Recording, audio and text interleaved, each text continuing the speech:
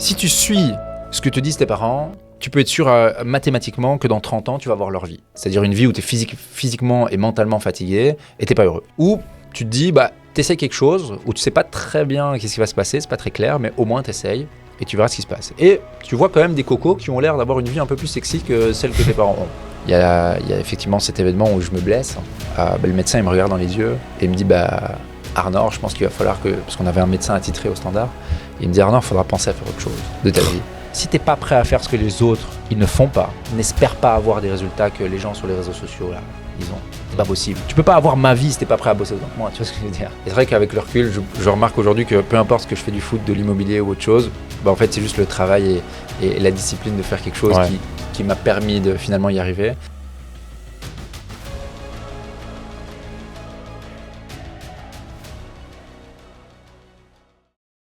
Aujourd'hui, j'ai le plaisir d'accueillir Arnor Angeli. Je le prononce bien ? Parfaitement. Parfaitement.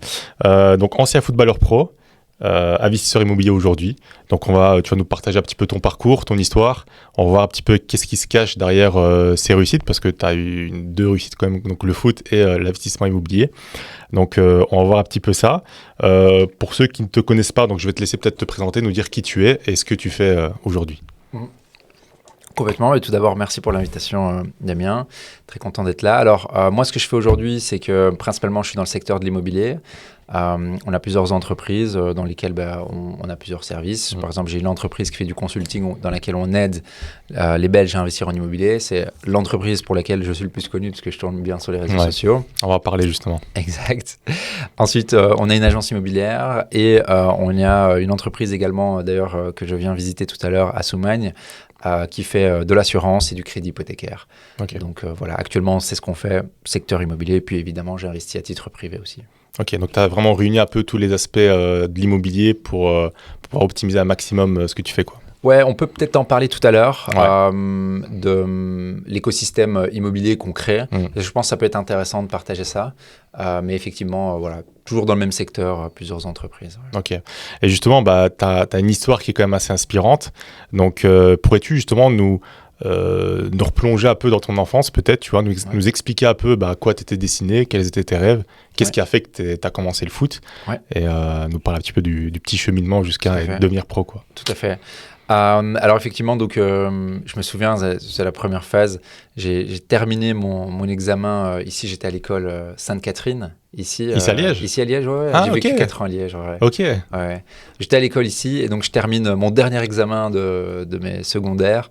Et directement après, je pars sur le terrain de football parce que j'étais passé professionnel juste quelques mois avant. Et donc, donc j'ai eu ma carrière professionnelle de football. Je ne sais pas si j'étais amoureux de ça, du football. Je dois dire que c'était plutôt mon papa qui m'a poussé. C'est lui qui me tirait le dimanche. Il m'entraînait en plus. C'est vraiment lui qui me prenait. Je pense que lui était passionné. Et du coup, il voulait qu'il m'entraînait dans cette passion qu'il avait. Finalement, il a bien fait parce que cette passion, comme je suis un grand travailleur, et c'est vrai qu'avec le recul, je remarque aujourd'hui que peu importe ce que je fais du foot, de l'immobilier ou autre chose, en fait, c'est juste le travail et la discipline de faire quelque chose qui m'a permis de finalement y arriver.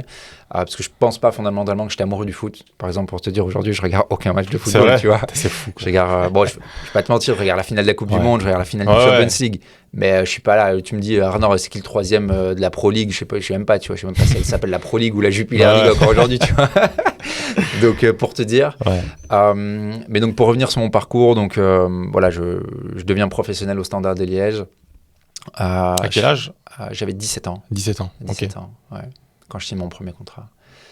Et donc voilà, je fais quelques années au Standard. Pendant que je suis là sous contrat au Standard, je suis prêté une année au Berscott, qui est en Division 1. Une très belle expérience dans un club flamand. Puis à un moment donné, je me blesse gravement au genou. Ligament croisé. Ouais, la fameuse. La fameuse. Ligament croisé, mais en plus de ça, j'avais le ménisque pété. J'avais vraiment le diagnostic du médecin, c'était genou cassé. Ah ouais, quand il m'a dit ça, j'ai dit, mais qu'est-ce qui se passe exactement? Parce que moi, j'enttais toujours c'est les croisés. Et non, tout est pété.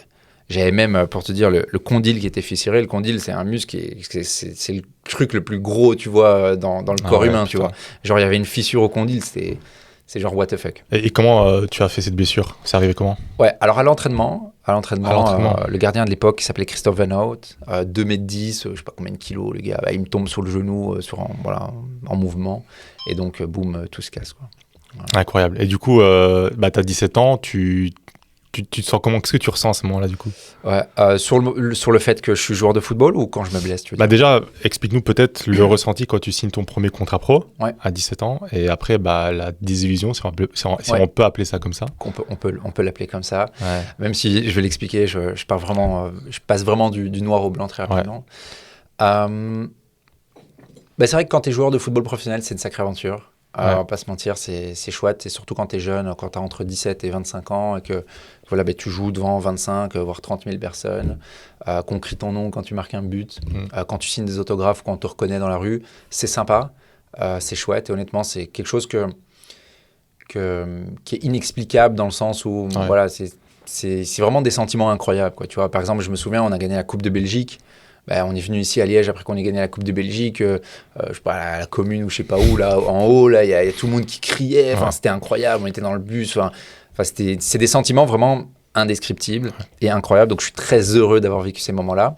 Mais tu avais conscience de ce que tu vivais à 17 ans ou tu étais un peu comme dans un rêve? Tu sais, quand tu es là, en fait, c'est pas comme dans un rêve, mais quand tu es dedans, la chose, c'est normal pour toi. Ok. Tu sais, c'est comme Elon Musk, peut-être qu'aujourd'hui, c'est normal pour lui de générer des billions et de faire voler des fusées, tu vois. Et pour nous, à l'époque, moi, quand j'étais dans le football, c'était normal de rentrer dans un stade, de jouer pour des personnes, de signer de faire des signatures pour des gens qui voulaient juste que je leur signe sur un bout de papier, tu vois. Donc, c'était normal et, je sais pas, j'avais pas de sentiment très spécifique par rapport à ça, à part que c'est la normalité, en fait. C'est mon milieu, c'est mon monde. Donc ça, c'est cette période. Et puis, il y a effectivement cet événement où je me blesse. Et je me souviendrai toujours, et je le dis très souvent dans mes contenus, le médecin, il me regarde dans les yeux et il me dit, Arnor, je pense qu'il va falloir parce qu'on avait un médecin attitré au Standard, il me dit, Arnor, il faudra penser à faire autre chose de ta vie. Il me dit ça. Et moi, à ce moment-là, je prends quand même, je dirais 5 minutes. Je me dis, waouh, purée. Je suis sorti des secondaires, je tapais sur un ballon, j'ai pas de diplôme, j'ai pas d'envie spéciale, j'ai pas envie d'être dentiste ou astronaute, tu vois, les rêves d'enfant, tu vois. Et du coup, je me dis, mais qu'est-ce que je vais faire, tu vois. Et ça m'a pris 5 minutes juste pour réfléchir. Et puis je me suis dit, ok, c'est pas grave, c'est la vie, that's it, et je vais trouver quelque chose, je vais me renseigner, je vais m'informer, et puis je vais passer à autre chose, quoi. Alors j'ai continué à jouer, parce que je pouvais continuer, mais cette blessure m'a suivi et a fait que je pouvais pas être performant, parce que je courais 1h30, donc le genou il gonflait comme une patate. Je pouvais pas performer comme les autres, quoi. Il y avait 2 entraînements par jour, moi je pouvais pas les faire, par exemple. Donc voilà. Et ton père, il réagit comment, justement, parce que vu que c'est lui qui t'a un peu poussé à ça Je pense que mon père, ça a été beaucoup plus dur pour lui que pour moi. Ouais, c'est ce que j'allais te poser comme question. Parce que tu l'as compris, moi, après 5 minutes, c'est bon, je pouvais partir sur autre chose, tu vois. Je pouvais être plombier, je pouvais me lancer dans l'immobilier, je pouvais faire autre chose. Mon père, il me l'a jamais dit. On n'a jamais eu une discussion autour de ça, à vrai dire. C'est vrai? Ouais. Incroyable. Mais je pense qu'il a vraiment eu beaucoup de mal. Et c'est vrai que quand j'y réfléchis maintenant, il était tellement impliqué qu'à partir de ce moment-là, il a arrêté de s'impliquer. Parce que ça lui faisait trop mal, je pense. Donc, ouais, c'est dommage. Mais bon, ça va. Maintenant, je pense qu'il doit être fier avec ce que tu as fait aujourd'hui. Et c'est lui qui t'a... Tu penses que c'est de lui que vient ton côté travail, focus, détermination? Ouais, je pense qu'il a cultivé ça en moi. Ouais. Je pense qu'il a cultivé ça en moi. Parce que, pour donner un exemple sur cette question, qui est une très bonne question, Damien, c'est... par exemple, quand j'étais petit, je sais pas, on allait s'entraîner 3 fois semaine. Lui, il allait me faire venir, il allait me prendre par la main, il allait me dire, là, Coco, on va s'entraîner 1 fois de plus que les autres. Pourquoi? Parce que si tu t'entraînes 1 fois de plus que les autres, au volume, à un moment donné, ce qu'il va faire, c'est que tu développes des skills différents. Et ça relie une chose que j'avais lue un jour dans un livre qui disait, pourquoi les Brésiliens, ils sont si doués au football. Et quand je lisais ça, j'étais hyper intéressé de savoir, et il a sorti 10 pages après pour donner finalement la vraie réponse. Et la vraie réponse, c'était tout simplement que, en fait, nous, par exemple, en Belgique, on a 30 matchs sur l'année. Au Brésil, ils en ont 80. Ouais. Ça veut dire que quoi? Ça veut dire que la répétition et le volume fait que l'expertise augmente et s'améliore beaucoup plus rapidement. Donc toi, tu fais partie de cette école qui dit que le talent, entre guillemets, il n'y a pas que ça, il y a vraiment le travail qui fait tout, parce que tu sais, il y a souvent le débat Cristiano Ronaldo, Messi, l'un c'est le talent, l'autre c'est le travail. Pour toi, il y a vraiment le travail qui joue beaucoup, quoi. Ouais, complètement. Ouais. Complètement. Il y avait cette histoire de, je crois que c'était Michael Jordan, qui expliquait qu'avant chaque match, il prenait 2 heures où il faisait des petits tirs au panier pour vraiment faire de la répétition et garder en fait les fondamentaux. Ouais. Et je pense que ça rejoint justement l'histoire des Brésiliens, quoi. Complètement. Je suis convaincu de ça. Ouais. Si je peux te donner un autre exemple, vous connaissez le joueur de foot qui s'appelle Eliakim Mangala. C'est un joueur du Standard qui a fait Valence, Manchester City, un joueur avec une carrière incroyable. Bah, moi, j'ai joué ici avec Eliakim au Standard. Le gars, les premières fois que je l'ai vu, la balle, elle arrivait vers lui, littéralement. C'est comme si elle rebondissait sur son corps. Le gars, il n'arrivait pas à garder la balle. Il était nul, tu vois. On peut le dire. Par rapport à moi ou d'autres joueurs, on était un peu technique, machin, tu sais, ce genre de profil. Ouais. Lui, pas du tout. Par contre, lui, il arrachait. Et quand je te dis il arrachait, je vais te donner un exemple concret. Sergio Conceição, tout le monde le connaît. Et, gros joueur portugais, maintenant il entraîne encore des équipes, etc. C'était notre T2 à l'époque sous Dominique Donofrio. Ok. Il s'entraînait avec nous, le coco. Un jour, lors d'un entraînement, c'est pas qu'il y a Eliakim Mangala, il y a la balle ici au centre, il y a Eliakim là, il y a Sergio là. Rien à foutre, Eliakim. Il est venu, il lui a fait un tacle à la gorge, gars. Et après, qu'est-ce qu'il a fait, Sergio ? Il a dit, il a commencé à l'embrouiller. Ouais, d'où tu me tacles comme ça, tu sais ce que je suis, tu vois, un peu égo, tu vois. Gars, ils sont battus. Ils sont battus. Gars, on va se taper, tu vois, rien à foutre. Je viens et je te prends ta balle, tu vois. Et pour te dire la détermination qu'il avait, et ce jour-là, ça m'a choqué, parce que quand tu vois la carrière qu'il a eue, bah ouais, c'était pas du tout le plus talentueux. Mais par contre, c'était le gars qui en voulait plus, quoi. Ouais. C'est vrai qu'il y a beaucoup d'histoires comme ça où il y a souvent cette phrase qui dit c'est pas le plus intelligent qui va le plus loin, mais celui qui est le plus déterminé ou entre guillemets le plus con parce qu'il réfléchit pas et il y va, quoi. Ouais. Et c'est vrai que l'histoire que tu décris, c'est exactement ça. Et du coup, qu'est-ce que tu fais du coup à ce moment-là ? Tu as 17 ans, 17, 18 ans. Qu'est-ce que tu dis par rapport à ton avenir ? Est-ce que tu te dis bon, je fais une petite pause, on verra ce qui se passe, ou est-ce que déjà directement tu as envie de faire autre chose et te lancer dans quelque chose d'autre ? Ouais, donc en fait, c'est venu graduellement. Mon père et ma mère, mon père est ouvrier, il a travaillé chez Mister Minute, pour te dire, il faisait des doubles de clés, il tapait sur des talons. Et ma mère, elle travaillait la nuit dans des internats à surveiller des enfants difficiles. Okay. Donc je viens d'une famille relativement ouvrière. Et les phrases qui me disaient le plus, c'est il faut travailler dur pour faire de l'argent. Et quand tu as de l'argent, faut pas le gaspiller. Donc ça, j'ai été baigné là-dedans. Et je te dis ça pourquoi ? Parce que quand on allait aux mises au vert lors de matchs, j'étais très souvent avec Benjamin Niquez. Benjamin Niquez, qui est un joueur de foot qu'on connaît, d'origine française, qui aujourd'hui, je crois, c'est lui qui tient le... il est directeur technique, je pense, au Standard. Ouais. Maintenant, il a un five ici. Il a de l'immobilier, enfin, un entrepreneur. Et j'étais en chambre avec lui, et chaque fois que je le voyais au téléphone, il parlait. Il disait des chiffres. Un jour, je lui dis, mais qu'est-ce que tu fais, ben là ?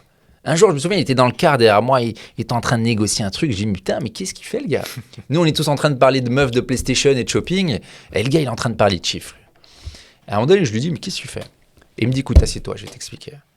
Et il me dit, écoute, j'ai acheté un appart, et il m'explique comment son appartement lui rapporte de l'argent. Je dis, attends, c'est une dinguerie, ça. Et donc, à ce moment-là, je comprends qu'il y a moyen de générer des revenus via l'immobilier. Et au fur et à mesure, il m'explique des choses. Puis, évidemment, je me renseigne, je commence à prendre des livres, je commence à regarder des vidéos un peu sur YouTube. À l'époque, il y avait Olivier Seban. Ah oui, c'était le seul qui avait, tu vois. C'est une bonne époque. Donc, je commence à m'informer. Et puis, en plus, lui, c'est un Français, donc c'est même pas la même législation, réglementation. Ouais, c'est ça. Ouais. Mais au moins, les fondamentaux, il les expliquait. Tu vois. Ok. Et donc, à un moment donné, je me dis, ouais, c'est pas mal. Benja, il le fait, ça marche. Il m'aide un peu, il me structure, je lui pose des questions. Il y a un gars, là, Olivier Seban, là. Il a l'air de tenir la route, bah vas-y, moi aussi je vais essayer, quoi. Ouais. Je gagne ma vie, je peux épargner, je peux investir. Et donc effectivement, je commence à m'intéresser à ce moment-là à l'immobilier. Et t'as quel âge à ce moment-là ? Le premier achat que je fais, j'ai 22 ans. Okay. Et je commence à m'y intéresser vers 19-20 ans. Ok. Ouais. Ah ouais, t'as déjà une maturité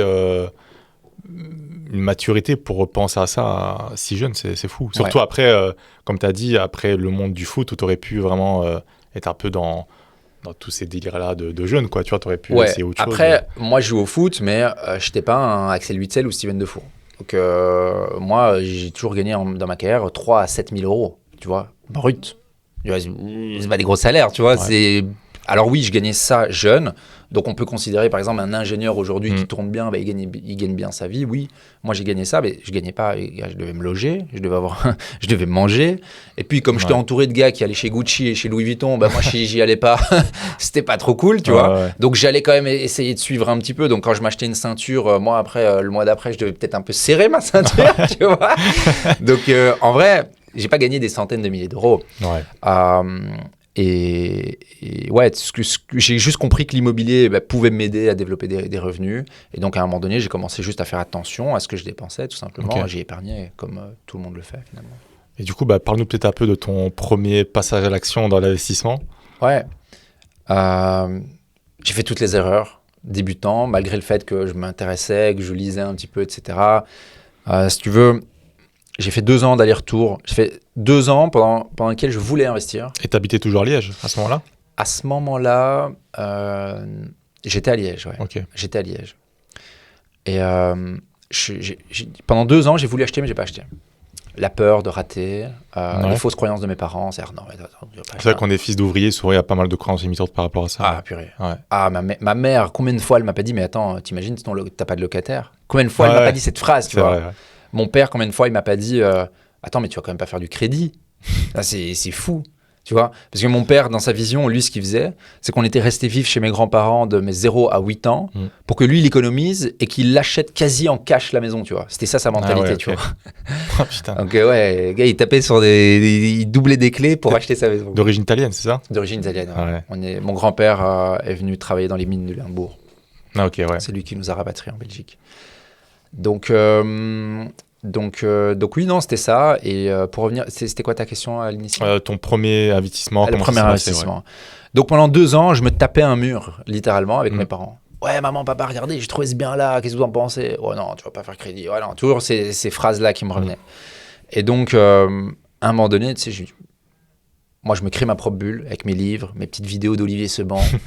J'ai personne autour de moi à part Benjamin, voilà, mais bon, il a autre chose à faire aussi, tu vois, voilà, on est coéquipiers de foot, on parle pas qu'à de ça. Du coup, à un moment donné, je me dis, écoute, Arnaud, c'est simple, si tu suis ce que te disent tes parents, tu peux être sûr mathématiquement que dans 30 ans, tu vas avoir leur vie, c'est-à-dire une vie que t'as pas envie, c'est-à-dire une vie où tu es physiquement et mentalement fatigué et t'es pas heureux, ou tu te dis, t'essayes quelque chose où tu sais pas très bien qu'est-ce qui va se passer, c'est pas très clair, mais au moins t'essayes et tu verras ce qui se passe. Et tu vois quand même des cocos qui ont l'air d'avoir une vie un peu plus sexy que celle que tes parents ont, parce qu'ils ont pris d'autres décisions. Et donc je me dis, c'est quoi ? Je leur parle plus à mes parents, je leur parle plus d'immobilier et je fais mon premier achat. Et donc j'achète un bien immobilier, je me souviendrai toujours, 120 000 € à Anderlecht à Bruxelles, dans une tour où il y a je sais pas combien d'appartements, où les charges, je me souviens très très bien, de manière précise, le montant des charges trimestrielles de 688,33 €, parce qu'elle faisait mal au cul. Ah ouais. Et voilà, je me challenge à acheter ce premier bien que je rénove complètement avec mon beau-frère François à l'époque. Wow. Et comment, au moment où tu achètes ce bien, t'étais déjà un petit peu bricoleur ou tu t'y connaissais pas vraiment rien ? Encore aujourd'hui, j'ai les mains comme ça. Okay. Pour te dire, la trousse, je sais pas comment on appelle ça, d'outils à la maison, elle est inexistante. Il y a un tournevis et je sais pas quoi, la machin, tu vois, je suis nul à rénover. Par contre, je me dis que ça peut être un bon move parce qu'en fait, à l'époque où j'achète ce bien, je tombe sur le chômage au niveau du foot parce que j'ai plus de club. Il n'y a plus personne qui me veut. J'ai un genou comme une patate, je performe pas, je joue pas, il n'y a personne qui me veut. Donc je tombe sur le chômage, j'ai rien à faire. Ouais. Donc j'achète ce bien, j'arrive à l'avoir alors que je suis sous le chômage, tu vois. Ouais. J'arrive à trouver une banque à cette époque qui me finance. Et puis j'ai rien à faire, donc je rénove le bien. François m'apprend, voilà. En fait il me dit Arnaud, fais ça, tape sur un marteau, machin, je le fais, tu vois. C'est lui qui est à la baguette. Et finalement on rénove ce bien qui est vraiment picobello. Et à la base je voulais y habiter. Ah ouais. Je voulais y habiter. On y habite 4 mois avec ma fiancée. Je me dis, mais attends, c'est un trou financier ce bordel. Et puis finalement, il y a une équipe qui me reveut, mais en Italie. Donc je me dis, c'est quoi ? Italien d'origine. Moi, je veux louer ce truc et je pars en Italie. Et donc, c'est ce que je fais. Ok, donc tu reprends un petit peu le foot à ce moment-là. Ouais. En fait, j'avais pas arrêté. C'est juste qu'il n'y a pas d'équipe qui me voulait. Ok, d'accord. Tu vois, donc moi, je m'entraînais, j'étais là et c'était encore ma vie, quoi. Ouais. Et t'as quel âge à ce moment-là ? 22, 23, c'est ça ? Ouais, c'est ça, 22, 23 ans. 22, 23 donc tu peux encore vraiment avoir une carrière, tu peux encore espérer quelque chose dans le foot, quoi. Ouais. Ouais. Et puis je vais en Italie, j'avais la peur bleue parce que tu sais, t'es physiquement mal, mais tu te dis purée, c'est une aventure qui peut me parler, jouer en Italie et tout ça. Et tu vas dans quel club ? Le club s'appelait l'Avellino. Il Ok. existe toujours. C'était un club de série B à l'époque, deuxième division italienne. Ah, quand même, hein, pas mal. Ouais. Ok, et du coup, tu pars là et ton appartement, du coup, il est terminé, tu vis avec ta fiancée. Ouais. Et tu déménages là-bas ou ça se passe comment? Ouais, tout à fait. Donc là, je le mets en location. Ok. Je le fais louer à ma sœur. Ah. Deuxième erreur typique. Tu vois, louer aux amis, à la famille, bah, tu vois, des trucs. Ah ouais. Ma sœur cherchait un logement. Je lui dis, allez, prends le mien. Enfin, bref, je lui fais un prix, tu vois, côté social. Ouais. Alors qu'à la base, l'idée, c'était faire de l'argent avec ça. Tu vois. Donc, je le loue à ma sœur. En plus, ma sœur, elle est catastrophique. Je l'adore. Je l'aime de tout mon cœur, mais elle est catastrophique. Son chien chiait sur le balcon. Je devais aller à la justice de paix parce qu'elle nettoyait pas. J'ai dû payer 2 000 à 3 000 euros d'amende parce qu'elle a pas nettoyé. J'ai dû aller à la justice de paix. Ils m'ont... bref, catastrophique, ma sœur. En plus, du coup, tu es en Italie à ce moment-là. Ouais, et puis je suis Ah en ouais, donc Italie. tu vas gérer ça de là-bas, quoi. Ouais. Incroyable. Donc ça c'est vrai que c'était pas facile, mais d'un côté, ça m'a appris à trouver des solutions. Je suis pas là, comment est-ce que je gère? Ce qui va m'amener, on va certainement en discuter plus tard, à aujourd'hui parler de système et de délégation et d'automatisation, ce que j'aime beaucoup. Ouais. Donc voilà. Ok, et du coup, tu es en Italie, là, ça se passe comment au niveau du foot? Alors, j'arrive en test. Mm. Donc ils me disent, ouais, on veut te tester. Ça fait 6 mois que tu es inactif, gars, on veut te tester. Donc je suis pas en bonne forme, mais je donne tout. Je donne tout. Je me souviens même, je voulais tellement arriver dans ce club et qu'il me donne un contrat. Dis-toi, j'avais des douleurs aux genoux, j'avais même des douleurs au pubis parce que j'étais plus très actif, donc il y avait des douleurs de partout. À un moment donné, je rentre en Belgique et je dis à Tania, putain, j'ai des douleurs partout, mais je sais pas, il faut qu'on fasse quelque chose et tout. Elle m'envoie, elle me fait voir une énergéticienne. Enfin, bref, j'ai fait des trucs de fou, tu vois, pour arrêter les douleurs. Je voulais tellement rentrer dans ce club, tu vois. Finalement, je sais pas si c'est l'énergéticienne ou l'univers ou Dieu qui m'a aidé. Finalement, ça se passe bien. Ils me font signer un contrat de 1 an et je démarre l'aventure là-bas. Et c'était la plus belle aventure professionnelle footballistique de ma vie. C'est vrai, ça se passe bien. Du coup, tu es titulaire. Non, je joue pas du tout. Ah, tu joues pas du tout. C'est l'année sportive où j'ai moins joué. Mais celle que tu as le plus. Mais par contre, c'est celle que j'ai le plus kiffé. Incroyable. Parce que je découvre une nouvelle culture du sport. Des nouvelles manières de s'entraîner, des nouvelles manières de voir le football. Et puis, je suis dans le pays que j'adore, l'Italie. Et voilà, tout ça font que, franchement, c'était incroyable. On partait en mise au vert. On allait manger dans des petits restaurants italiens, primo, secondo. Enfin, on faisait tout. C'était incroyable. Les gens, ils aiment le football là-bas. Ils vivent pour ça. C'était une aventure fabuleuse. Incroyable. Et du coup, ça se passe comment après tu mets l'immobilier en pause ou tu te dis, tu as déjà des projets en parallèle du foot? Ouais, donc là, je me dis, bon, j'ai raté ce premier deal, qu'est-ce que je fais? Et en Italie, je me dis, écoute, il faut que je continue. Il ne faut pas que je me laisse abattre par un échec. Et donc, je continue de chercher. Et puis, je ne sais plus si j'achète à distance ou si j'achète quand je reviens, parce que j'ai fait qu'une année à l'Avellino en Italie. Mais je n'ai pas arrêté d'acheter. Chaque année, quasi, depuis mes 22 ans, j'achète 1 ou plusieurs unités. Waouh. Ouais. Ah ouais, une belle détermination. Ouais. J'avais raté ce premier et je savais pourquoi. Parce qu'après, je m'étais informé. Je me dis pourquoi est-ce que j'ai mal fait, etc. Je ne m'étais pas laissé aller. Et puis non, j'ai continué d'acheter un bien. Et j'ai amélioré chaque année le genre d'achat que à chaque fois, tu te remettais en question sur les erreurs que tu faisais pour à chaque fois faire mieux et ne plus reproduire ça, quoi. Ouais, complètement. Incroyable. Et c'est à quel moment où tu te dis, ok, là, je vais vraiment me consacrer à l'immobilier à fond. Il y a, financièrement, c'est quelque chose qui fonctionne et tu y vas, quoi. Ouais. Alors, avant que je me mette à fond dans l'immobilier, il y a un passage de ma vie où je reviens en Italie, je rejoue dans un club en Détroit, en Belgique, ça se passe pas bien. Genre Détroit, tu vois. Détroit et je suis même pas titulaire. Pourquoi? Parce que j'arrive... Moi, j'ai vécu dans le monde du football professionnel où je jouais avec Axel Witsel, Mbokani, Jovanovic, des joueurs de l'élite. J'arrive à Denderle en Détroit avec Peter Yan, je sais pas quoi. Le gars, tu veux faire un 1-2, la balle, elle revient jamais. Moi, ça m'a tué. Ce genre de truc, ça m'a tué. Mentalement, ça m'a tué. J'ai pas du tout eu la bonne attitude. C'est mon attitude qui m'a tué. Et à cause de ça, je jouais pas. Et puis, quand tu joues pas en Détroit, après, qu'est-ce que tu fais? Tu vas plus bas, tu vois. Ouais, tu descends. Et à ce moment-là, attends, il y a un club de je sais même pas quelle division, 7e, 8e, 10e, je sais même pas comment ça s'appelle, qui me dit, non, nous on te veut bien, machin. Bon, j'avais compris que c'était mort. Ouais, ok. Et je te partage ça pourquoi? Parce qu'à ce moment-là, je me dis, ok, qu'est-ce que je vais vraiment faire? Et là, je rencontre un de mes amis d'enfance qui s'appelle Gaël, coach sportif au Basic Fit. Il me dit, Arnaud, viens, viens, moi je recherche un coach sportif.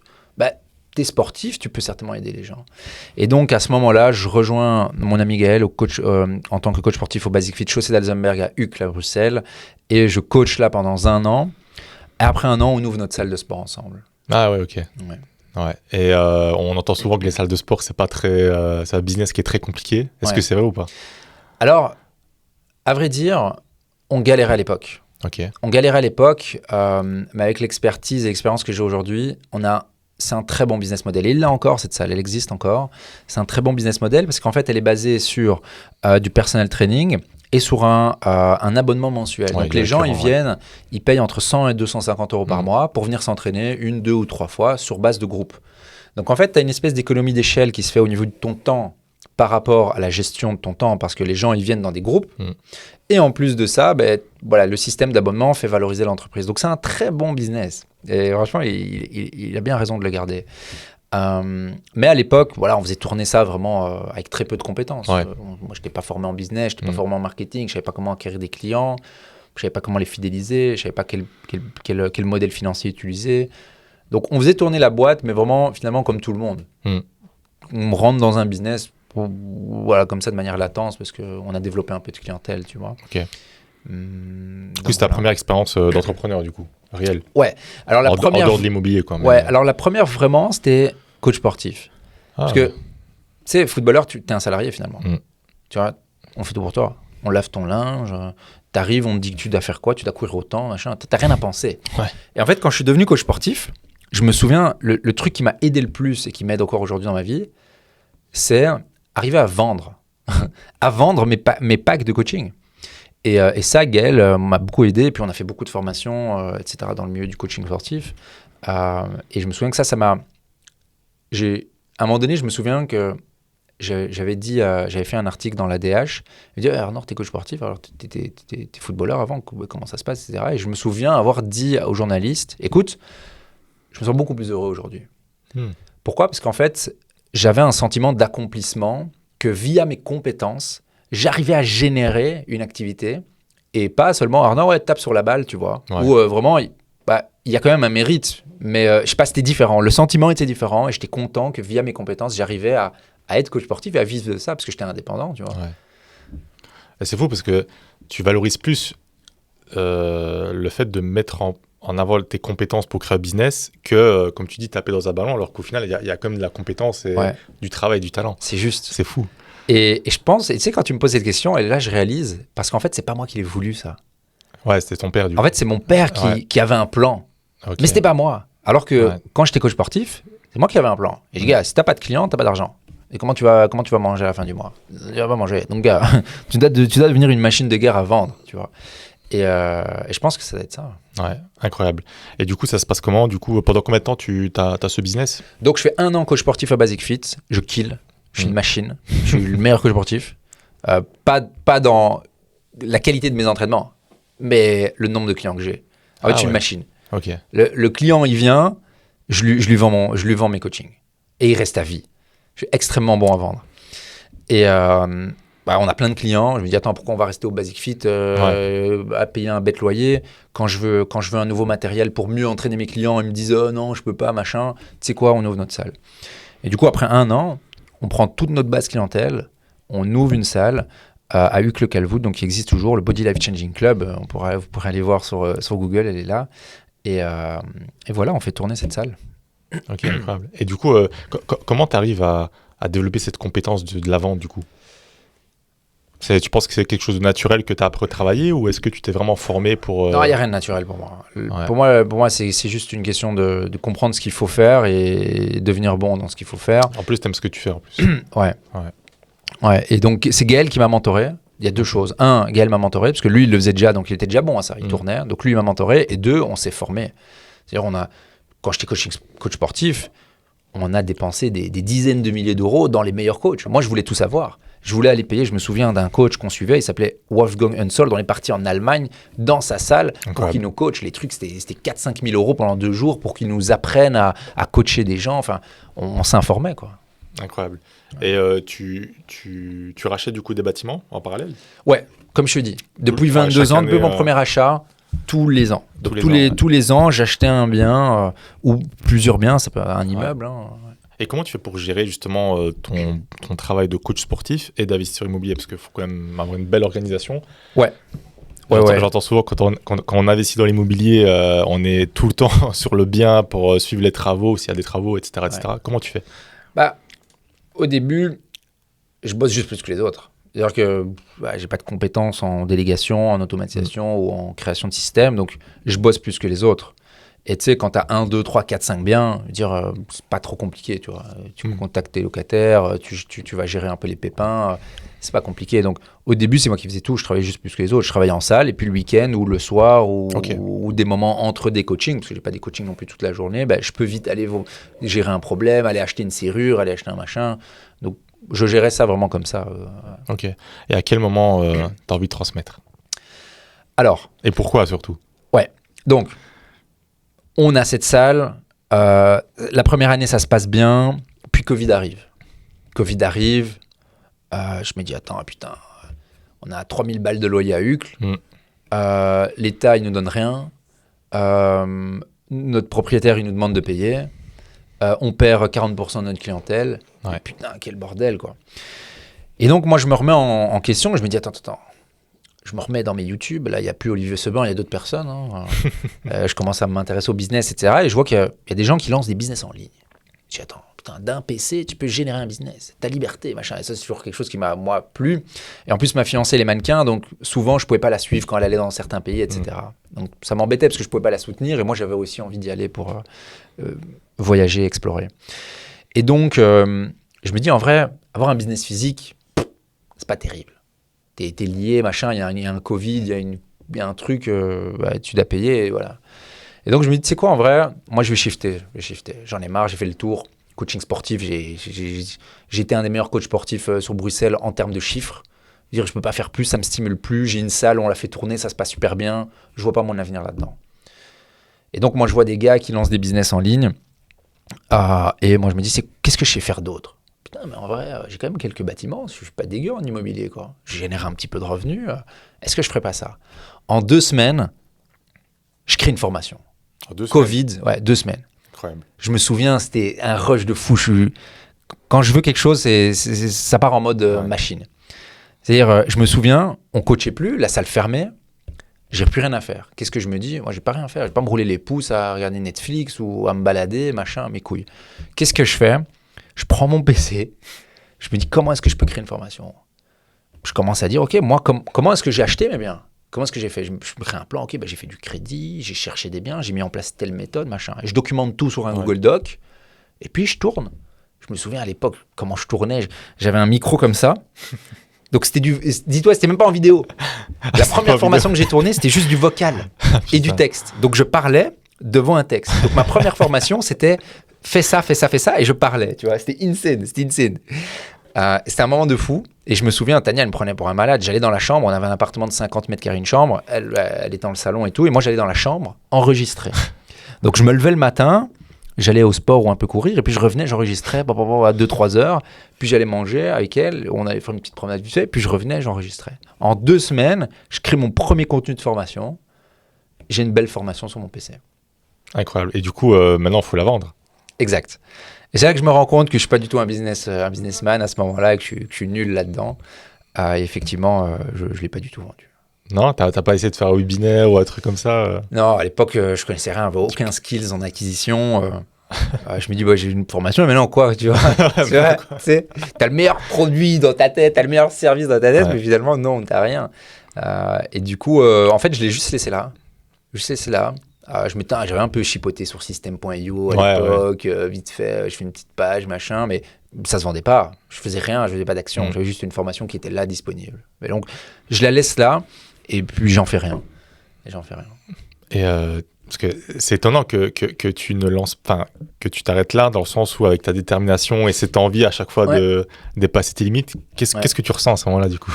En fait, j'avais juste pas de compétences, je savais pas quoi faire. Tu vois, je savais pas quoi faire. J'étais juste perdu. J'ai une formation là, mais je savais pas quoi faire. Et puis, ce qui se passe, c'est donc, je stoppe complètement la salle. Ouais. Je remets mes parts à mon associé. Lui, il continue. Et Tania, elle tournait bien à Milan. On va habiter à Milan. Ok. Donc, plus de revenus. On va à Milan. Je me souviens, un petit appartement, 40 mètres carrés, dans une cave, le truc. C'était bien aménagé. C'était pas dégueulasse, mais c'était en cave. Et pas de revenus, rien. Et je me dis, je me lance en ligne. Je m'en fous. Je vais y arriver. Je vais mettre tout mon temps là-dessus. La première chose que je fais, c'est que je vais pas sur ma formation IMO. Je me dis, je suis coach sportif. Je vais vendre des prestations en ligne. Donc, tous mes clients, je les bascule en ligne. J'essaye, 30% vient, je les coach en ligne. Après un mois, la moitié de ces 30% me disent « Ah, ça ne nous plaît pas. On aimait bien le contact avec toi, Arnor. On n'aime pas ça. » Et tu faisais comment, avec des vidéos ou en live ou... J'avais créé des programmes et je leur disais quoi faire. Ok. Je leur disais, voilà, tu vas le lundi à la salle et tu fais tel exercice et puis on se fait un call en fin de semaine. Tu me dis comment ça a été, on réajuste. C'était un truc comme ça. Donc après le premier mois, finalement, je génère un tout petit peu de revenus, mais pas énormément, quoi, parce qu'il n'y en a pas qui continuent. Deuxième mois, quasi tout le monde arrête. Plus de revenus. Je me dis, putain, qu'est-ce que je fais et tout. J'essaye, je me souviens même plus très bien ce que j'essaye de faire, mais j'essaye de développer encore dans le coaching sportif. J'essaye de recruter quelqu'un, parce que j'avais compris que je ne savais pas acquérir des clients. Donc je me dis, ok, il faut que je prenne quelqu'un, peut-être. Il faut que quelqu'un même. Mais j'ai pas d'argent, comment est-ce que je fais je fais un deal avec lui, écoute, tout ce qu'on vend, on fait X%. Je sais plus c'était quoi le deal. Le gars, il m'aide un peu, ça, on vend rien. Troisième mois, pas de revenus, boule au ventre, mal au ventre comme un chien. Je me dis, faut que je me forme. J'ai pas les skills, faut que je les apprenne. Et ça va pas, il y a pas une personne miracle qui va venir et qui va m'attirer des clients. Non, ça marche pas comme ça. Je me souviens, j'avais plus beaucoup d'argent à cette époque et il y a un gars, je l'ai en appel de vente. Il me vend son truc, il m'avait bien eu. À la fin de la paye, il me dit, ouais, c'est 3000 balles. Wow, putain, 3000 balles, gars. Je gagne plus d'argent depuis 3 mois. Je sais pas, je lui dis plein de trucs bullshit. Et à un moment donné, tu sais ce qu'il me dit? Il me regarde et il me dit, Arnaud, franchement, tout ce que tu me dis, c'est n'importe quoi. Si tu veux avancer, t'es obligé de le faire. Et c'est pas une question d'argent. C'est ou bien tu le fais et tu vas vraiment avancer, si tu crois en moi, ou bien tu le fais pas et tu restes là où t'es. Et quand il m'a dit ça, et je dis, en vrai, il a raison. Très bon closer, quand même. Ouais, il a raison. Et là, du coup, je lui paye le truc, je crois que je lui paye en 4-5 fois. Et en fait, lui, il m'a appris à comment générer des clients de manière organique. Et en fait, au début, j'essaye avec du coaching sportif sur un produit très low ticket, donc un truc, je sais pas, à 100 balles. Et puis, je me dis, mais ça va pas, ça. Et puis, j'entends high ticket. Et puis là, je me dis, tu sais quoi, non, le coaching sportif, ça va pas, il y a trop de friction. Ça fait 3-4 mois, là, j'essaye, il y a trop de friction, ça marche pas. Boum, immobilier. Oublie pas que tu as fait une formation. Viens, on va la vendre. Et là, la magie opère. Au 4 ou 5e mois, j'ai ma formation qui est là. Qu'est-ce que je fais? J'applique ce qu'il m'a expliqué de faire. Je regarde d'abord dans mon réseau, etc. J'arrive à vendre. Je me souviens de la première formation que j'ai vendue, qui n'était pas une formation, qui était une formation plus du coaching où je t'aide à vraiment acheter. C'était mon pote qui aujourd'hui, vous n'allez pas le croire, il est dans mon équipe, dans ma boîte de consulting. Incroyable. Il paye 400 € pour que je l'aide à acheter un bien. La formation plus du coaching. C'était mon premier client, j'étais super content. Et puis, j'ai réussi dans mon cercle à faire quelques autres clients. Et puis, avec ce qu'il m'a appris, j'ai réussi à commencer à développer tout doucement. Mais ça va, t'es pas encore trop cher, 400 €. T'as remis de ticket, là. Ouais, à l'époque, je n'ai pas confiance en moi. Tu vois. Et le premier client, lui, je lui vends 400. Le deuxième, je dis, putain, il a acheté. L'autre, 600. Puis après, j'augmente un peu. Et puis après, j'arrive sur un vrai pricing high ticket où j'arrive à commencer à vendre à 2-3 000 €. Et tu ressens quoi quand tu fais ta première vente automatisée quasi? Parce que du coup, tu rentres un peu dans le système automatisé du digital, quoi. Ouais. Là, c'était pas encore automatisé parce que les premières ventes que j'ai fait, les 5-10 premières ventes que j'ai fait, c'est dans mon réseau. C'est tous mes potes. Ah, d'accord, ok. Ouais. C'est mes potes. Ceux qui avaient vu que moi, j'achetais de l'immobilier et qui avaient vu que j'arrivais. Donc là, moi, c'est mon énergie que je n'aime. Puis, le reste, ça a été des stratégies organiques. Mais c'est moi qui allais sur les réseaux sociaux, créer du contenu, parler, etc., faire tout ce travail et puis prendre en appel de vente les gens, etc., leur expliquer. Donc non, à cette époque, c'était pas du tout automatisé. Ok, ouais. Et du coup, tu crées, t'as tes premiers élèves, si on peut appeler ça comme ça. Comment tu t'organises par rapport à ça? Parce qu'on est toujours pendant le Covid. Là, je pense que c'était fini. C'est fini, ok. comment je m'organise, assez simple. Là, je commençais à me former. Comme j'avais fait un peu d'argent, je me reformais avec des gens qui étaient plus balèzes. Donc, je réinvestissais, c'est tout. Franchement, je suis quelqu'un, même encore aujourd'hui, je gagne de l'argent, mais je ne vis pas avec beaucoup. Je n'ai pas besoin de beaucoup, très, très simple. Et à l'époque, j'ai juste besoin de manger, nous loger à Milan. Et je réinvestissais chaque fois dans des mentors qui m'apprenaient à monter en compétences sur des choses. Et oui, du coup, je développais comme ceci mes compétences et du coup, j'augmentais mon nombre de clients. Est-ce que tu as là des événements peut-être avec d'autres investisseurs immobiliers pour te créer déjà un réseau ou pas spécialement? Alors, non. J'ai pas fait beaucoup de tout ce qui est séminaire et tout ça. J'ai pas fait beaucoup ça. Et puis c'est vrai que c'était pas très très connu. Même en Belgique à l'époque, il y avait pas. Moi, quand j'ai démarré, il y avait rien en fait. Peut-être pas dans l'immobilier, mais tu vois, mais chez les entrepreneurs de manière générale, peut-être pour networker. Après, c'est vrai qu'il y a tout et rien dans ce genre d'événement. Mais tu es resté vraiment focus sur toi-même en te formant chez Non, je rentrais pas dans des séminaires, même business ou entrepreneuriat. Non. Par contre, je le faisais via des masterminds ou des coachings, mais en ligne. Moi, j'ai été beaucoup baigné dans le en ligne, en fait. Et du coup, tu as acquis une expérience du marketing digital, du coup. Et comment tu as après développé ton business en ligne? À quel moment tu commences à vraiment l'automatiser et après toutes les stratégies qu'il y a en ligne à développer ça, quoi? Petit à petit, donc comme je te dis, j'avais une grosse stratégie de réinvestissement parce que j'avais pas besoin de beaucoup d'argent pour vivre, comme je disais. Et donc, ce que j'ai fait, c'est que la première personne que j'ai pris avec moi dans l'aventure, c'est une personne qui est toujours là, qui est aujourd'hui mon CMO, donc la personne qui gère toute la partie marketing. Donc lui, il était bon à faire du media buying, donc à faire des publicités en ligne. Donc lui, c'est la première personne que j'ai pris et on a bossé ensemble pendant 3 mois, juste lui et moi, dans cette petite entreprise à l'époque. Et du coup, on voyait après 3 mois que ce qu'on mettait en investissement publicitaire nous rapportait. Donc, on avait un truc qui tournait. Après 3 mois qu'on voit que ça tourne pas mal, je parlais beaucoup sur les réseaux sociaux. Donc, je prenais beaucoup de temps à parler, à faire du contenu, etc. Je prends quelqu'un qui gère ça. Donc, ça, c'est la deuxième personne que je prends. Et puis, au fur et à mesure, je continue de prendre des personnes, ce qui fait qu'aujourd'hui, qu'on est 17 dans l'entreprise sur la partie consulting, entre les départements marketing, vente, delivery, administratif. Donc, voilà. Ok. Et du coup, tu crées une vraie entreprise assez rapidement. Et on va peut-être parler un petit peu de ce que tu proposes aujourd'hui dans tes accompagnements. Tu peux peut-être nous parler de ta méthode. Qu'est-ce que tu fais et comment est-ce que tu peux aider quelqu'un qui veut se lancer dans l'immobilier? Ouais, complètement. Donc, nous, ce qu'on fait, c'est de l'accompagnement. Moi, ce que je veux, c'est transformer des gens. C'est leur transférer mon niveau de compétence. Et on utilise l'immobilier pour arriver à créer la vie qu'on souhaite. Moi, ce que je pense fondamentalement dans la vie, Damien, c'est qu'on a tous l'opportunité, le pouvoir d'arriver à vivre la vie qu'on souhaite vraiment vivre. Et nous, on utilise l'immobilier pour générer des revenus. Parce que sans revenus, tu ne peux pas vivre la vie que tu veux. En tout cas, la plupart des gens, ils ont envie d'avoir leur propre revenu. Et donc, nous, ce qu'on fait, c'est qu'on les aide à faire un premier investissement pour être avec eux sur tout le processus de manière structurée, pour qu'ils n'aient pas cette peur de se lancer, mais qu'ils se lancent avec quelqu'un qui a l'habitude de le faire. Et en même temps qu'on les aide à faire un projet, on les coach pour qu'ils deviennent des investisseurs. D'accord. Et donc, ils deviennent autonomes. Après un investissement, ils peuvent continuer, s'ils le souhaitent, à investir. Ok. Et comment ça se passe si je veux rentrer, par exemple, si je veux justement faire appel à tes services? C'est simple, il suffit de nous contacter sur les réseaux sociaux ou de cliquer sur notre site internet quelque part.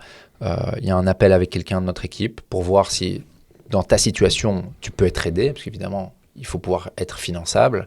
Si tu es finançable et que tu es prêt à démarrer, on pourra t'expliquer tous les détails du programme et tu pourras prendre la décision de nous rejoindre. Ok. Et au jour d'aujourd'hui, tu accompagnes plus de 700 personnes? 800 c'est ça, en 800 en 4 ans. Est-ce que pour toi, c'est un accomplissement? Non, je pense qu'on est 800 personnes, c'est pas beaucoup. En Belgique, c'est pas mal. Moi je pense que... Alors, on n'a pas envie de faire une entreprise multinationale, etc. De toute façon, on ne pourra pas, on est cap market. Mais je veux dire, moi, ce qui m'intéresse, c'est pas faire 800 clients ou 1000 clients. Ce qui m'intéresse, c'est comme par exemple dernièrement, j'ai rencontré quelqu'un dans la rue qui m'a dit « Écoute Arnaud, je suis rentré dans ton school gratuit et grâce à toi, j'ai acheté de l'immobilier. » Ça m'intéresse autant que de me dire que j'ai fait 800 clients. Parce que cette personne-là, elle a pu avancer. Elle n'a même pas payé parce qu'elle a consommé des choses qui sont gratuites. Et même sur ma chaîne YouTube, on est peut-être à 800 vidéos aujourd'hui. Tu ponces ma chaîne YouTube, tu peux investir, tu vois. Incroyable. Alors, si tu as besoin du coaching, de la personne qui est derrière toi, de la structure, etc., oui, alors là, il faut rentrer dans le programme. Mais si tu es quelqu'un de structuré, quelqu'un qui est discipliné, tu peux déjà t'en sortir sur YouTube gratuitement et par exemple sur notre school gratuitement. Ce que je veux dire par là, c'est que moi, ma mission aujourd'hui, c'est de conscientiser les gens. Parce que la plupart des gens, ils sont dans un train de vie où ils ne sont pas conscients. Ouais. Qu'il n'y a pas seulement le salariat et tes 2-3 000 euros par mois jusqu'à de tes 27 à 67 ans pour une pension à 1500, tu vois. Il n'y a pas que ça, en fait. Et moi, ma réelle mission, c'est de conscientiser les gens que si tu veux autre chose, tu peux avoir autre chose. Par contre, il faut être prêt à faire des choses que les autres ne sont pas prêts à faire. Si tu es dans ce mindset-là, let's go, viens main dans la main, on va faire quelque chose. Ouais. C'est intéressant parce que dans ton discours, tu sais, dans l'immobilier ou même d'autres business, on entend souvent le côté très bling-bling, faire plus d'argent, toujours plus. Et toi, tu as un discours qui est un peu différent, c'est utilisons ce levier pour pouvoir, entre guillemets, être heureux, peut-être de manière simple, où chacun a un peu sa manière d'être heureux, d'atteindre le bonheur. Et c'est beaucoup plus humain et, entre guillemets, j'ai l'impression qu'on peut vraiment atteindre un vrai accomplissement sans pour autant être toujours dans la surenchère. Complètement, Damien. C'est ce qu'on voit habituellement sur les réseaux, quoi. Tu sais, j'ai roulé en Porsche Cayenne, j'ai roulé en Porsche Panamera Turbo S. C'est pas ça c'est pas ça les plus beaux jours de ma vie. Les plus beaux jours de ma vie, c'est quand je suis parti en team building à Marrakech avec mon équipe et qu'on a fait une semaine de fou furieux. Là, on est en train d'organiser le prochain qui est à Cape Town. Ça va être incroyable. On va aller faire un hiking sur Table Mountain. Tu vois, ça. Tu vois, vivre une expérience comme ça, c'est beaucoup plus remarquable que s'acheter une belle voiture. Pour moi, il faut de tout. Ouais. J'ai rien contre les personnes qui s'achètent une Lamborghini. J'ai des potes qui ont des Lamborghini. Mais c'est pas mon kiff. Moi, j'étais au restaurant hier avec 2 membres de l'équipe. C'était un beau moment, tu vois. J'ai payé 90 € le restaurant. T'as pas besoin d'être millionnaire pour faire ça. Par contre, on a partagé 3 heures qui étaient exceptionnelles. Ouais. De vraies valeurs où on s'est partagé des choses. On était l'un pour l'autre. Et pour moi, c'est ça le plus important. Ouais. Et c'est qui je suis. Ouais. Et qu'est-ce qui te motive justement à entreprendre tous ces projets, à vouloir aider les gens, etc. Alors, je ne vais pas mentir, c'est quelque chose de très égoïste à la base, c'est moi. Moi, j'ai envie de vivre ma vie. Moi, j'ai envie de me lever le matin, et si j'ai envie de venir tourner un podcast ici à Liège, je viens. Et si j'ai pas envie, je viens pas. Et si j'ai envie, je le disais à Jason dans la voiture, la semaine prochaine, il fait dégueulasse en Belgique. Je prends ma voiture et je vais dans le sud de la France ou je vais en Italie. J'ai l'opportunité de le faire parce que j'ai pas de contrainte de temps, j'ai pas de contrainte d'argent, j'ai pas de contrainte d'un patron. Et ça, pour moi, c'est juste ce que je veux. Et pour avoir ça, t'as pas besoin d'avoir des millions sur ton compte en banque. T'as juste besoin de générer une source de revenus stable et fixe. Et qu'est-ce que tu répondrais à quelqu'un qui te dit j'ai peur, on va dire les discours classiques, j'ai peur de me lancer, je sais pas encore, je vais attendre un petit peu, etc. Qu'est-ce que tu réponds toi à ça? Tu sais, hier, j'ai eu au téléphone une personne il a vu une publicité parce qu'on recrute un agent immobilier pour notre agence. Et il me dit ouais, non, j'ai vu la pub, je suis intéressé. Je dis ok, cool, explique-moi un peu. Ouais, ce que je vais faire, c'est que je cherche un mi-temps. Parce que je veux pas trop prendre de risques. Parce que, tu sais, en tant qu'indépendant agent immobilier, tu vas toucher tes premiers revenus peut-être dans 6 à 8 mois. Donc d'abord, ce que je vais faire, c'est prendre un mi-temps peut-être dans un resto et tout. Et je lui dis écoute, je vais pas te mentir, moi, j'ai pas envie de travailler avec quelqu'un qui est à mi-temps. J'ai envie de travailler avec quelqu'un qui est all-in et qui comprend que s'il n'est pas prêt à pas avoir de revenus pendant 6 à 10 mois, pour avoir beaucoup de revenus dans quelques temps, ça ne m'intéresse pas de bosser avec toi. Ce que je veux dire par là, pour répondre à ta question, c'est que pour moi, tout ça, c'est bullshit. J'ai pas le temps, j'ai pas l'argent. Moi, j'avais pas l'argent quand j'ai investi les 3 000 € dans mon premier mentor. Là, je suis rentré dans un mastermind d'ici à 22 000 €. J'avais pas forcément l'argent, j'avais pas forcément le temps. Les gars, si je veux aller au next level, je suis obligé de le faire. Le plus important qu'il faut retenir dans ce que je suis en train de dire, selon moi, c'est que si tu n'es pas prêt à faire ce que les autres ils ne font pas, n'espère pas avoir des résultats que les gens sur les réseaux sociaux, là, ils ont. C'est pas possible. Tu peux pas avoir ma vie si tu n'es pas prêt à bosser autant que moi. Tu vois ce que je veux dire? Bien sûr. C'est vrai qu'aujourd'hui, en plus, avec tout ce qui se passe dans le monde, au niveau sociétal, etc., les gens commencent à se rendre compte que le salariat, le fait d'être employé, ce n'est plus une sécurité. Donc, on entend de plus en plus de personnes qui veulent investir dans l'immobilier, par exemple, ou se lancer dans des projets. Est-ce que tu penses que dans un futur court terme, moyen terme, l'immobilier, ça va rester toujours quelque chose d'intéressant en Belgique? Ou est-ce que toi, tu as une vision de plus, voilà, aujourd'hui, ça fonctionne, let's go. Et peut-être que plus tard, il y aura d'autres opportunités et on ira vers autre chose. Ouais. Je sais pas, j'ai pas la boule de cristal. On parlait de crypto-monnaie tout à l'heure. Voilà, peut-être que ça va baisser, peut-être que ça va descendre, on sait pas. Ce qui est sûr, c'est que si tu fais rien, tu auras toujours ta vie de merde. C'est vrai. Et c'est ça le truc. Ouais. Si tu attends le meilleur moment, bah, tu peux continuer d'attendre. Dans l'immobilier, est-ce que dans 10 ans sera mieux que maintenant? Je sais pas. Mais si tu te lances et que tu bouges et que tu trouves des solutions, tu vas y arriver. C'est clair que quand nos grands-parents ils ont acheté leur maison je sais pas moi, 50 000 balles il y a 30 ans, c'était intéressant. Et les gens, ils regardent l'immobilier aujourd'hui, ils disent c'est plus intéressant, c'est plus cher. Et dans 30 ans, tu crois que ce sera combien? Ce sera plus cher ou ce sera moins cher? Ce sera certainement plus cher. Juste démarre, fais quelque chose. Si tu fais rien, te plains pas. Et toi, tu continues à te former, toi, dans le digital? Ouais, non, moi, là, je suis rentré dans un mastermind.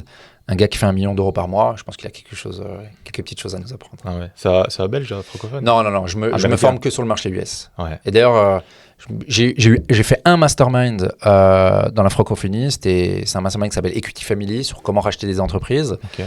Mais tout le reste, c'est que sur le marché américain. Ouais. Et du coup, tu utilises beaucoup l'IA, l'automatisation dans tes business? Ouais, bah oui. On est quand même obligé de suivre. Donc, on utilise effectivement pas mal des automatisations simples. Ça peut être du Make ou du Zapier. Et effectivement, un peu d'intelligence artificielle tout de même aussi. Oui. On utilise beaucoup ça. Parle-nous peut-être un petit peu de comment tu gères ton équilibre pro et perso aujourd'hui. Ouais, complètement. J'ai beaucoup de struggle avec ça. Je me suis mis en burn-out 2 fois. C'est vrai? Ouais. Je me suis mis en burn-out 2 fois. Je me suis mis en burn-out 2 fois parce que je travaillais trop, mais je sentais pas que je travaillais trop. Tu vois, parce que tu sais, quand t'es pris par un truc, tu kiffes, tu bosses, tu vois. Tu bosses et si j'avais juste une vie de moi, et même les 3 dernières semaines, je l'ai dit hier aux deux personnes de l'équipe avec qui j'ai dîné hier. Et je dis, les gars, putain, je viens de sortir de 3 semaines, j'étais un moine. Les gars, lever 6h30, méditation et tout le bordel du matin jusqu'à 7h15. 7h30 à la salle à Waterloo. Je reviens, je déjeune, hyper protéiné, machin. Et puis j'envoie du lourd, deep work, il n'y a personne qui me contacte de 9h30 jusqu'à 12h30. Je fais une balade avec mon chien et ma fiancée. J'enchaîne jusqu'à 18h. Je mange, je dors. 3 semaines. Et ça, je l'ai fait beaucoup de fois dans ma vie. Et ça, pour toi, ça marche réellement ou parce qu'il y en a qui aiment beaucoup vraiment la discipline, une routine vraiment très stricte. D'autres... quand c'est trop routinier, ils n'aiment pas, quoi. Ouais. Non, c'est marrant parce que j'en ai parlé par exemple avec un pote qui s'appelle Marvin ou des potes qui ont des entreprises, même Mathieu ou Jérémy, qui sont des très bons entrepreneurs, qui arrivent à faire des super choses. Et eux, effectivement, ils sont très aléatoires, ils n'ont pas de structure, etc. Et ça leur va très bien. Moi, je suis militaire. Okay. Moi, j'ai été élevé par mon père. C'est la discipline. Le foot, c'est on se lève, on mange, on machin, on sieste, on truc. Et aujourd'hui, c'est la même chose. Donc moi, je suis extrêmement structuré. Je sais exactement ce que je vais faire demain, à quelle heure, comment, quoi. Et c'est comme ça que je réussis et que je suis heureux surtout à faire ce que je fais. Et j'adore. Moi, quand j'arrive dans mon bureau à 9h30, que mon PC il est allumé, et que je sens la vibe, je sens le truc, j'y vais, j'adore, tu vois. Je kiffe. Ouais. T'es épanoui aujourd'hui? Ouais, extrêmement. Ouais. Extrêmement. Ce que je fais, je le fais parce que je veux le faire. Je travaille certainement plus que la moyenne des gens et certainement plus que les salariés qui n'aiment pas ce qu'ils font. Mais moi, j'adore le faire. Si je ne fais pas ça, je ne saurais pas ce que je ferais. Tu vois. Ouais. Et aujourd'hui, du coup, tu fais quoi? Quels sont tes projets actuels? Donc, on a l'entreprise de consulting qui tourne très bien. Aujourd'hui, on a la référence numéro 1 en accompagnement en Belgique. On kill. On est vraiment des champions là-dessus et on aide énormément de Belges. On a une entreprise qui est une agence immobilière à Bruxelles. C'est un Century 21, une franchise. Donc, on l'a repris, il était catastrophique. Et là, on la remonte vers le haut. Ça commence à se passer bien, on est super contents. C'est un vrai challenge. Là, on a notre entreprise ici à Soumagne qui fait de l'assurance et du crédit, qui était une boîte qui tourne depuis 7 ans. Une très bonne boîte, très saine. Donc, on est arrivé, on a apporté notre savoir-faire en termes d'acquisition, de marketing, de structure, de système. Ça se passe très bien. Et là, j'en parlais dernièrement avec mon pote John, qui est le patron de WeInvest. on brainstorm, on a fait une petite balade de brainstorming, qu'est-ce qu'on veut faire, etc. Et c'est vrai que là, je suis en train de créer un écosystème 360 immobilier, donc en fait, où j'ai plusieurs entreprises dans l'immobilier, parce que je me suis rendu compte que ma boîte en ligne, c'était une super boîte, j'adore, mais ce qui se passe, c'est que j'ai pas de valorisation d'entreprise. Et quand je vois les systèmes à l'interne qui nous permettent d'acquérir des clients, qui nous permettent de délivrer de manière qualitative, qui sont next level, parce que ce qui se passe en infopreneuriat, c'est next level en termes de système, par rapport à des business physiques où ils travaillent encore à écrire sur des cahiers. Je me suis dit, attends, c'est fou qu'on n'ait pas de valorisation d'entreprise. Demain, j'ai envie d'arrêter, je ne vends pas ma boîte, c'est fou. Et du coup, c'est pour ça que j'ai commencé à créer cet écosystème. Donc, j'acquiers des parts d'entreprises ou des entreprises qui, eux, ont de la valorisation. Et du coup, j'implémente les systèmes qu'on a créés dans le milieu infopreneurial dans des business physiques. De un, ça pète, parce qu'évidemment, le secteur physique, ils voient rarement des machines de guerre de l'infopreneurial qui arrivent avec de l'innovation en marketing, de l'innovation au delivery et des systèmes de fou, parce que souvent, il se dégage pas, c'est un comptable, tu vois, le comptable, il est tombé dans la comptabilité, il y a des clients qui viennent, il n'a jamais cherché des clients, tu vois. Et donc, on acquiert des boîtes. Ici, on a encore par exemple, on est en train de finaliser un deal avec une boîte de travaux. On aura peut-être une boîte qui fait de la gestion. Donc, on vient créer cet écosystème où tous les piliers de l'immobilier, donc crédit, recherche, travaux, gestion, sont représentés dans des boîtes physiques.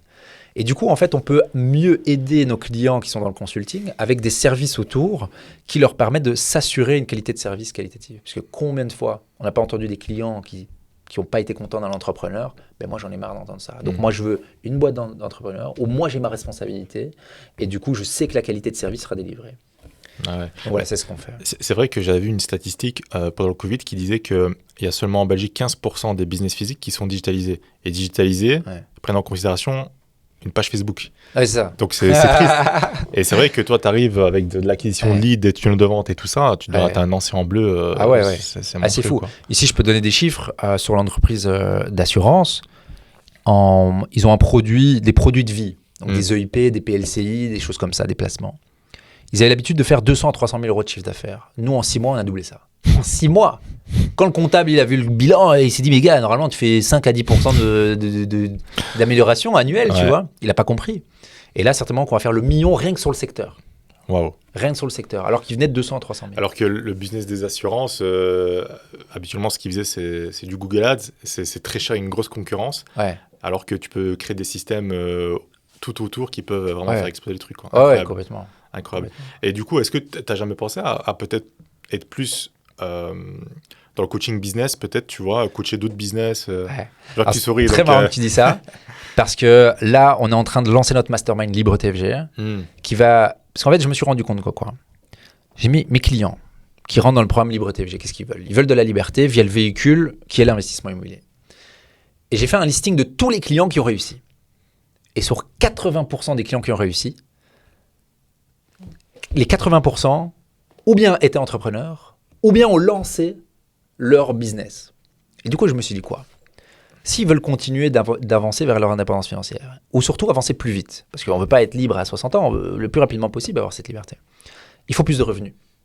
Et du coup, c'est pour ça que j'ai pensé dernièrement, très fraîchement, à lancer un mastermind qui va aider ces personnes qui ont déjà réussi, et aussi des personnes externes, à développer leur entreprise, étant donné que nous, maintenant, ça fait 4 ans qu'on développe des entreprises et qu'on sait le faire, à tout simplement augmenter leurs revenus pour plus rapidement réinvestir ces revenus et plus rapidement arriver à atteindre leur vraie indépendance financière. D'accord, ok. Et tu as d'autres projets pour le futur ? D'autres idées ? Actuellement, non, mais... Peut-être viser un autre marché que le marché belge ? Non, ça déjà pensé. Surtout pas les Français. Non, tu sais, je suis pas quelqu'un qui cherche non plus à être multinational ou international. Franchement, moi, je suis très content. Si je gagne 5 à 10 000 euros par mois, ma vie, elle est belle. Si je peux avoir de l'impact, si tous les jours, je peux être content de faire ce que je fais, si je peux continuer de garder ma liberté, c'est le principal pour moi. Et aujourd'hui, non, on termine de finaliser cet écosystème. Hier, j'ai déjeuné avec l'ancien CEO de Century 21. Il veut me prendre dans une aventure. Peut-être qu'il y aura des alchimies avec mon pote John de chez WeInvest. Je sais pas ce que l'avenir nous réserve. Ce qui est sûr, c'est que si je vais dans une aventure, c'est une aventure qui me drive par l'impact qu'on peut créer et tout simplement qui me challenge plus que ce que je fais aujourd'hui. Arnaud, je te remercie beaucoup pour ce podcast. Franchement, ça a été vraiment très inspirant. C'est intéressant de voir justement des personnes comme toi qui ont su transitionner vers d'autres business, d'autres projets, parce que c'est vrai que tu as vécu comme des choses qui peuvent être très difficiles pour certains. Ouais. Et franchement, la discipline que tu as, cette envie de travailler, de dépasser les limites, d'aller toujours plus loin, c'est vraiment inspirant et je pense que ça peut vraiment inspirer beaucoup de personnes, les jeunes ou même d'autres personnes. J'espère. D'autres personnes qui aujourd'hui, comme on en a parlé, la situation actuelle, elle est un peu, on ne sait pas vers où on va. Et donc, c'est vrai que des personnes comme toi en Belgique aujourd'hui qui accompagnent, qui motivent, franchement, c'est top. Je te laisse le dernier mot peut-être, un petit conseil ou peu importe ce que tu veux dire.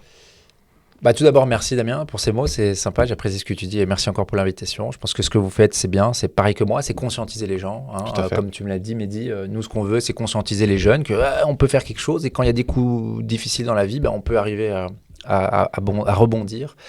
Et non, le dernier mot, moi, c'est juste ce que je dis toujours à tout le monde. Donc, si vous écoutez ce podcast, guys, c'est déjà que vous êtes malin parce que vous écoutez un podcast qui est très intéressant. Mais surtout, faites les choses et faites des choses différemment. Pour que vous puissiez juste changer ce que vous vivez si vous n'êtes pas OK avec ce que vous vivez aujourd'hui. Si les gens sont conscients qu'ils n'ont pas la vie de leur rêve et qui savent qu'ils doivent faire des actions de manière disciplinée, au volume, ils vont arriver à obtenir la vie qu'ils veulent. Ouais. C'est tout. Super. Où est-ce qu'on peut te retrouver ? Instagram, YouTube, principalement. On affichera tout évidemment sur la vidéo. Super. Merci. Avec plaisir, Damien.